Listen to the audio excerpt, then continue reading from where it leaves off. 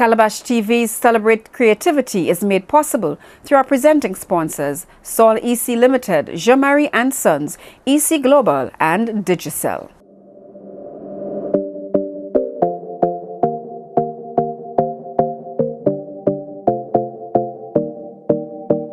I got new feelings, time to build a home.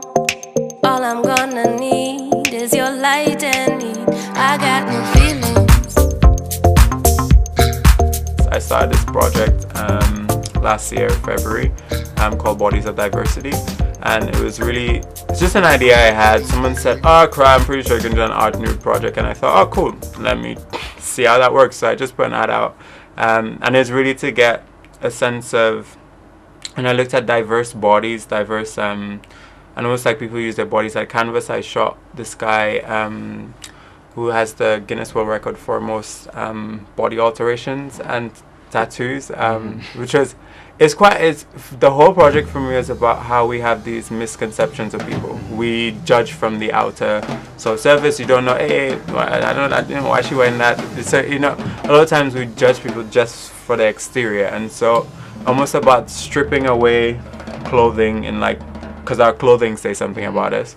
And so I worked, and it was really interesting meeting this guy and almost not knowing, thinking, wow, he's covered in tattoos. Like he has 100 and something piercings just on his mouth. His tongue split in between. He has horns. He has and then meeting him and realizing actually he's just a really cool chap, and it's really down to earth. And again, that for me was yes, this is the misconceptions we have because we see something, we judge it before we even know anything.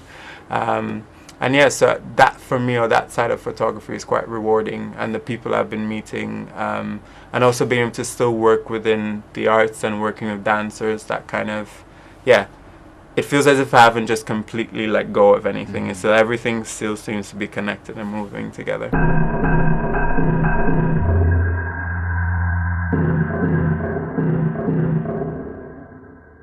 So you're doing this under the Urban Decay Visuals, that is your entity, your project? Yes. This is where I was I started doing photography, but I also didn't want people, when they search my name for dance, to then really be confused of what is he? Is it dancer? Is it photographer? So I created a totally different title and name, almost to separate it from myself. So even if people saw it, they won't even know it was me. So I had, funny enough, friends of mine messaging through the website and be like, hi, Urban Decay Visuals, because I didn't know who it was, because I took my name off. And then I'm laughing because I'm like, I know you.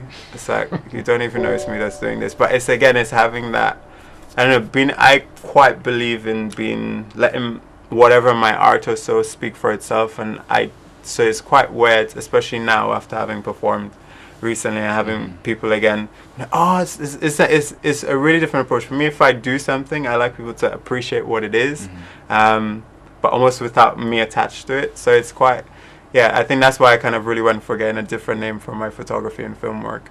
Climb on board. We'll go slow and high tempo, light and dark. Hold me hard and mellow.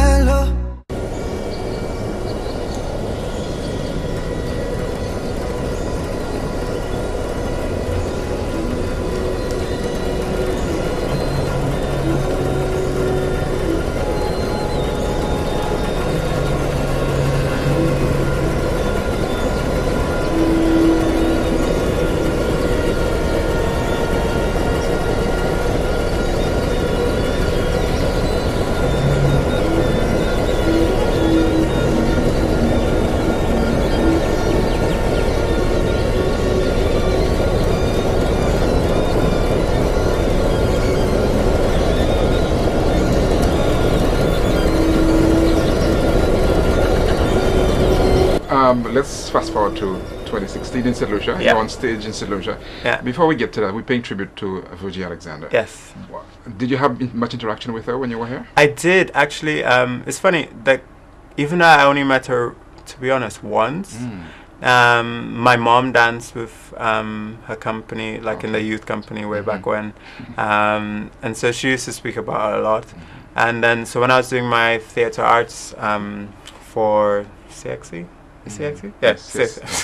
So I was in theatre arts for CXC, and we had to do an interview with someone within the arts, and then so I had spoken to Virgie, and yeah, it's quite interesting having met her and obviously having done research at the time with her work, and then to be then coming back and doing a show in tribute to her.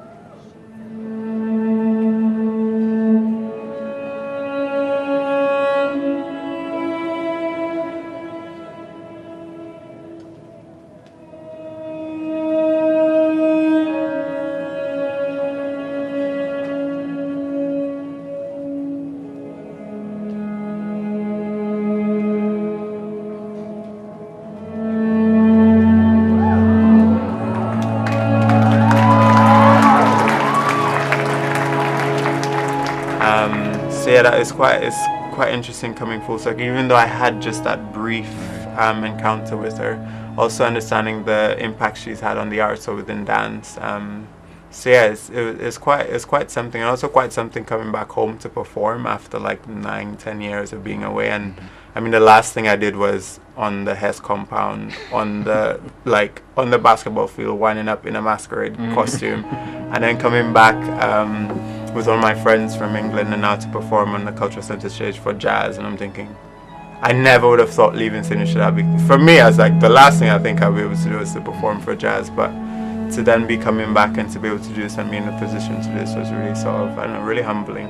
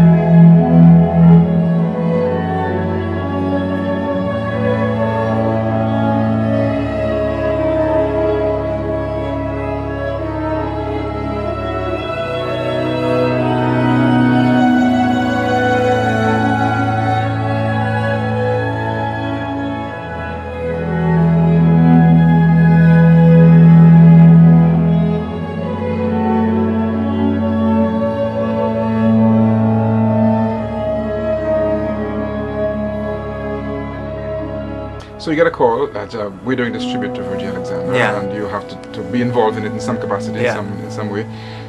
How do you conceptualize what you put on stage? Because you know there's certain expectations that the audiences have here, and you're used to certain expectations in Europe as well. So how do you bridge those two expectations? It's a good question. So I decided last year that I wanted to come here to do a workshop, and then it just so happened that I was at the jazz period, and then we weren't initially meant to be in the show. So then we got asked, oh, since you guys will be here, would it be okay for you to do like a 8-10 minute piece? And at the time, because everything was sort of running quite last minute, So we had like about 3 weeks in which to sort of make a piece, and I was thinking, okay, so it's a tribute piece, and in some ways there's this, we didn't really have as much time as we'd have probably liked to have really given thought to, okay, cool. So which is why in the end we even called the piece Untitled, because for us it was still in some ways a work in progress, but I also knew however people sort of watched it, put their own sort of perception of it, they'll make their own interpretation of what it was. But for us, we kind of really wanted to work on this idea of connection, and almost there's this, how do you say, I had this idea of cycles. There's these cycles that happen, and almost the piece in some ways started before it starts, and so there's almost like this history to it, and also there's this future to it, but it's almost like you get a glimpse of this one moment of two people crossing. And yeah, it's almost in the same way, you know, you meet people in our lives, and for me that's the same thing with when I met Virgie. I just had that one crossing with her, but in some ways that has an effect on you. You take that with you. So the piece, yeah, we had about 3 weeks to work together, and I hadn't danced with Annika before. We knew each other really well. I hadn't danced before. Never danced before. But we knew each other really well through friends, and so we're really close friends, and we always wanted an opportunity to perform together. So this kind of was for us, we're like, okay, cool, let's just go for this. We really worked a lot on this idea of connection. We work a lot with improvisation, but I was also saying, okay, babe, sorry, here we're going back to St. Lucia. I know St. Lucian audiences, is they like it or they don't like it. So we can't, in some ways, that whereas a lot of the direction a lot of stuff goes right now in Europe is very, very artsy, almost you dance but you're not dancing, brushing your teeth is dancing, that sort of weird conceptual stuff.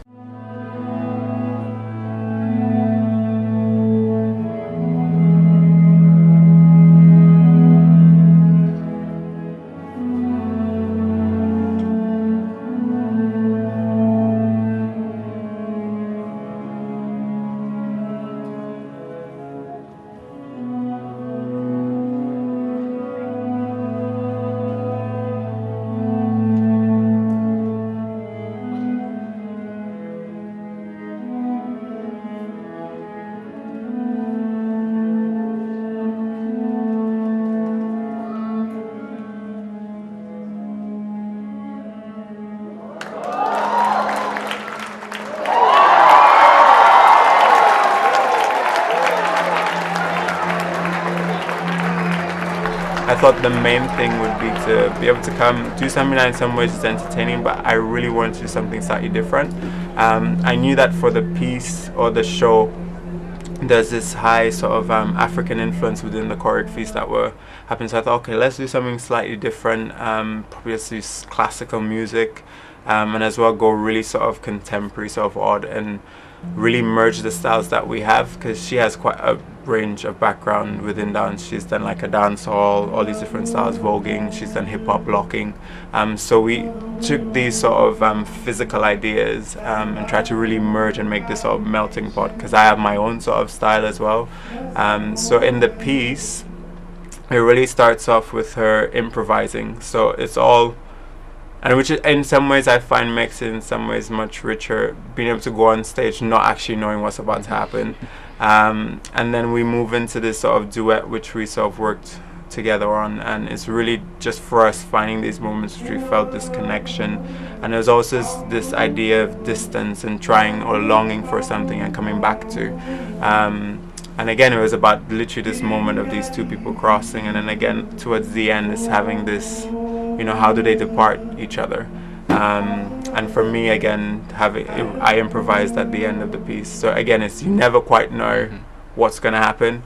But I think for that engagement-wise, you have to be there with your partner. You have to, I say the connection, if it's like, I mean, we performed it once, and oh, it's really nice, but it's like, first, it's the main thing is about being connected. And I think once you have that connection, you can resonate or speak with an audience in a way that if I just came on stage and just did a few steps on an 8 count, that is quite different.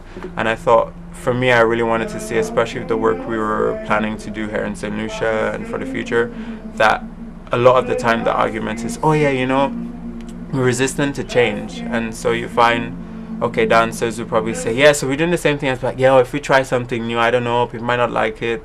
And for me, being able to come and do something that was in some ways still different, but being mindful of the fact that people want to find this connection, with what's going on. That for me was quite heartwarming, seeing the response that people gave to the piece.